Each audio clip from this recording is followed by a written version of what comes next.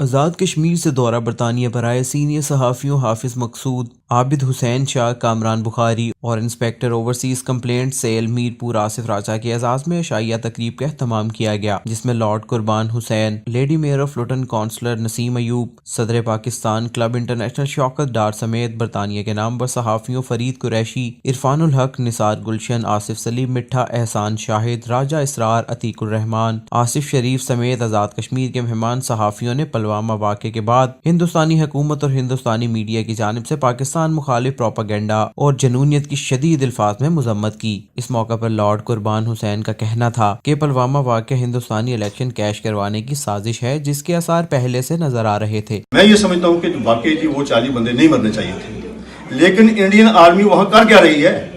وہاں جو ظلم کر رہی ہے، ظلم کے خلاف ریئیکشن ہوتا ہے۔ میں نہیں سمجھتا ہوں کہ اچھا کام کیا ہے انہوں نے۔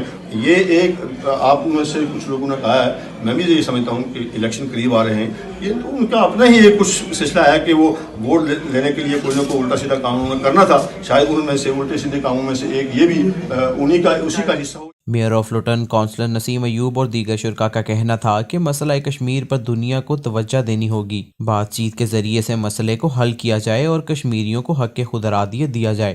I know that because there's Indian elections coming up and this is just a diversion tactic that they've used with the Pulwama incident. This is something that they want to blame the Pakistanis for, that they're raising terrorists in their country and that they're fighting for extremist organizations. However, after 9/11, the whole world agenda is actually,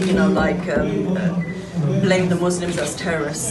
And the same thing is happening in India. اس موقع پر اجلاس کے شرکاء کا کہنا تھا کہ ہندوستان کو کشمیر کی زمین سے دلچسپی ہے، نہ کہ انسانوں سے، اور جنگ کسی بھی مسئلے کا حل نہیں۔ اگر ہندوستان کی جانب سے جنگ مسلط کی گئی تو دو ایٹمی ممالک کے درمیان جنگ سے کروڑوں زندگیاں اور آنے والی نسلیں متاثر ہوں گی۔